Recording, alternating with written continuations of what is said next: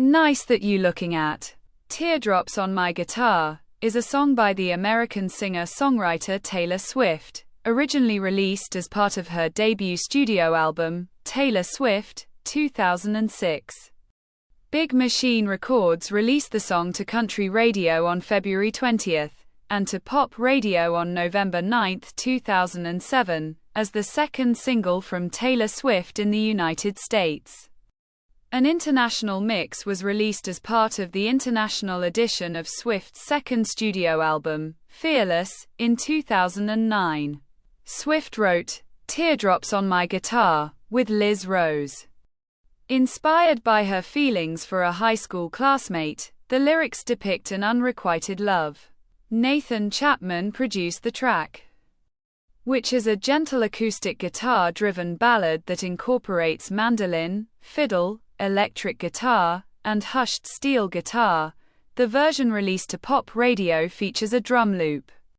Music critics disputed the country genre classification and categorized it as pop or soft rock. They generally complimented Swift's vocals and songwriting for earnestly portraying teenage heartbreak.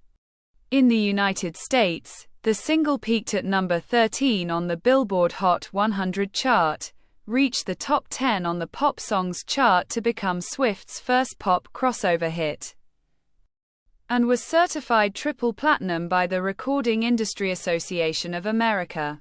It charted and received certifications in Canada and the United Kingdom. Trey Fanjoy directed the music video, which stars Swift as a heartbroken girl after learning that her love interest is in a relationship.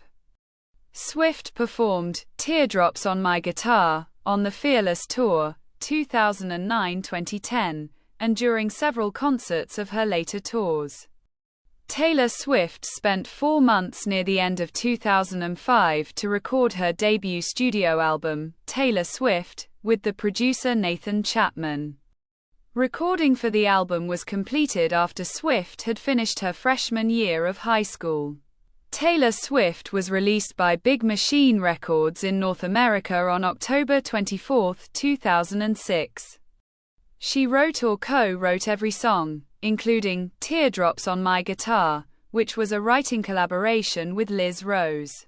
Swift was inspired to write "Teardrops on My Guitar" by a high school classmate, whose first name Drew is mentioned in the lyrics. According to Swift, the two sat next to each other in class and became friends, although she wanted to date him. He frequently spoke to her about another girl he had feelings for, which led to Swift developing an unrequited love for him. She channeled this feeling into songwriting and developed the idea for "Teardrops on My Guitar" while on her way home from school one day. The subject of the song was unaware of his influence until after it was released. Swift was on a way to attend a hockey game and he appeared at her driveway, according to Swift. Because they had not talked for over 2.5 years, it was an awkward encounter but ended civilly. "Teardrops on My Guitar" was the second single from Taylor Swift. In the United States, Big Machine Records released the song to country radio on February 20, 2007, and, in a partnership with Republic Records, released it to contemporary hit radio on November 9, 2007. Outside the United States, "Teardrops on My Guitar" was released as part of Swift's second studio album, Fearless, in March 2009. The song was released to Italian radio on May 8, 2009, by Universal Music Group. In the United Kingdom, the song was released as the second single from Fearless on May 25, 2009, by Mercury Records. Following a 2019 dispute over the talent manager Scooter Braun's acquisition of Big Machine and the masters to Swift's back catalog, Big Machine re-released "Teardrops on My Guitar" on limited edition vinyl in August 2019. The album version of "Teardrops on My Guitar" is 3 minutes and 35 seconds, while the radio edit is 3 minutes and 24 seconds. It is a ballad with an arrangement led by mandolin, composed of steel guitar, hushed pedal steel, subdued banjo, and a mix of acoustic and electric guitars. Swift sings with soft vocals which feature a light twang. Critics described its arrangement as simple and its sound as mournful, solemn, and tender. According to Annie Zaleski, the composition and Swift's voice have a restraint quality, but she sings with underscored emotions as if she were fighting to hold back those tears. Although the song was released to country radio, critics had different opinions on its genre classification. Grady Smith from Rolling Stone thought that its mournful sound followed the tradition of country ballads. NPR and Roger Holland of Pop Matters categorized it as a pop song. The latter argued that it does not contain country elements at all. Ed Marsley from the Arizona Republic described the genre as soft rock. According to the musicologist James E. Perrone, Teardrops on My Guitar contains prominent pop hooks and is a musically flexible track that be categorized into pop, country, or rock. The version released to pop radio, at 3 minutes long, omits the banjo, mandolin, and steel guitar, adds a mid-tempo drum loop echo effects to Swift's singing. Perrone described this version as an anonymous pop ballad. The lyrics of Teardrops on My Guitar depict an unrequited love that evokes yearning and heartbreak. Swift's narrator is in love with a boy named Drew, who likes another girl. She fakes a smile so he won't see how she is hurt inside. Her unspoken feelings intensify and leave her insecure. I bet she's beautiful and obsessive. Can he tell that I can't breathe? Dave Heaton of Pop Matters interpreted the lines, and there he goes, so perfectly, the kind of flawless I wish I could be, as Swift's unachievable ideal of being perfect, which is depicted in many of her other songs. According to Keith Nainby, a scholar in the communications and cultural studies, Teardrops on My Guitar not only includes autobiographical lyrics but also features imaginative and mythologizing details to depict youthful romantic ambitions, which is a common feature in Swift's songwriting on Taylor Swift and Fearless. Teardrops on My Guitar received generally positive reviews from critics, who highlighted the earnest adolescent feelings that Swift's songwriting portrays. Randy Lewis of the Los Angeles Times thought that the teenage sensibilities contributed to Taylor Swift's charm.